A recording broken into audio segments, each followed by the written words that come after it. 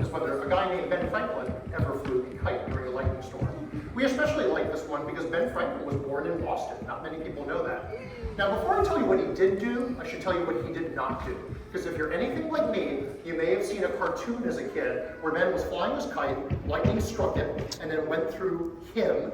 His hair stood up, and he went, "Oh, how shocking." Anybody ever see a cartoon like that?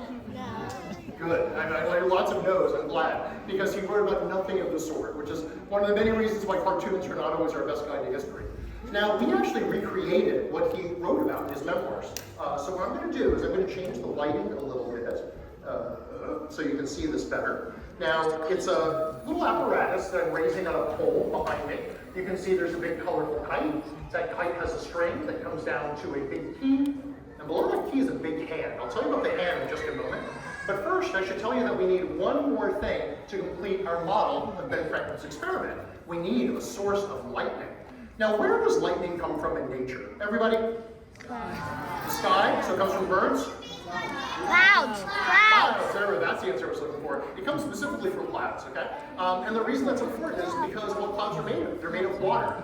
And as water forms into a cloud, some of that water stays drops of liquid, some of it freezes into crystals of ice. As those different forms of water move inside clouds, they start to exchange something between them that we call charge. Some of that charge builds up in the base of the cloud, and that charge is attracted to the earth way down below. And under the right circumstances, it actually jumps all the way to the earth as lightning. Now, I'm not allowed to make clouds in the theater, but I've got something even better to build up a bunch of charge. And that's the huge machine that's in the middle of the enclosure. It's two 20-foot wooden cylinders holding up a pair of 15-foot diameter metal domes. And yes, we know, it looks like a button. But what it is something called a Van Graff generator, and it also separates charge. It just does it in a different way. Now I'm going to press a button over here. Everybody listen as quiet as you can. Hear that sound back there? The sound is giant motors in the basement that are spinning around. And attached to those motors are humongous rubber belts that stretch from the basement all the way up to the inside of the metal domes. Now, they're full speed, I can tell. I've been doing this for a while. So now that they're at full speed, I'm going to start adding some charged belts in the basement. And what the belts do is they carry the charge up to the top and put them on the domes. And that's happening right now. Doesn't look like much has changed, does it? Unfortunately, individual charges are too small to see with the eye. That's one of the things that makes electricity tricky to study and understand. But I promise you, there's a bunch of charge up there on that dome. And notice that, you're watching a video of the program, but yeah, I appreciate you just leaving lights on the phones. Thank you.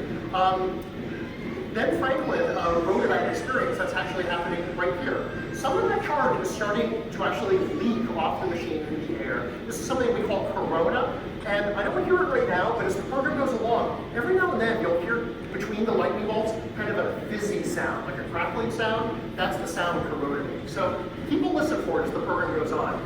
Now, this brings us to Ben's experiment. He flew his kite. It didn't touch a cloud, but it got pretty close to one. And he was watching this whole affair from a safe distance. And at a certain point, Ben Franklin realized that just like some charge is invisibly leaking off my machine, he realized that some charge was leaking off the cloud, and that some of it was landing on his kite. The way he knew that was that some of the kite strings were starting to move around like they were being pushed by an invisible force. Now, Ben got really excited by this, and he wanted to see it more closely. So he worked up his courage, and he started to creep closer and closer, and he reached out his hand towards the key. And when he got his hand within a couple of inches of the key, he experienced something that I'm going to try to model for you right here. He saw and felt a tiny, little, bitty, this takes a little tuning, bear with me, spark.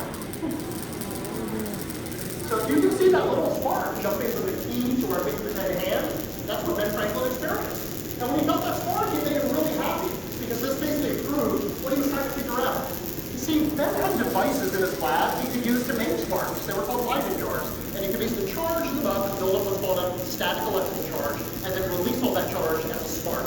He would zap his friends with them. He was real great at parties, Ben Franklin. Sometimes he'd zap himself to see what they felt like. And when he saw lightning bolts during thunderstorms, he said, wow, those look like giant versions of what my jars made, but I can't touch it, it's too far away.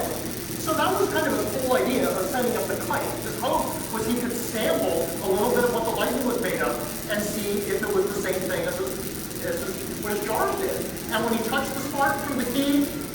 exactly what sparks from his jars, and that meant to him that all electricity was the same thing. And it's true, it is.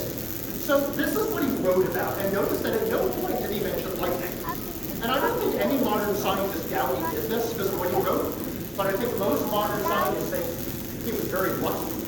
Because sometimes it isn't just a little bit of charge that leaks on the cloud, sometimes it's a lot of charge.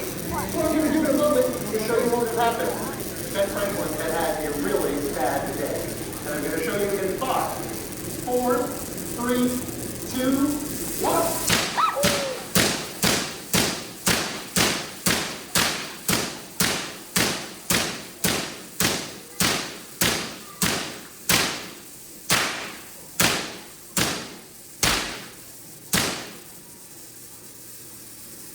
One more.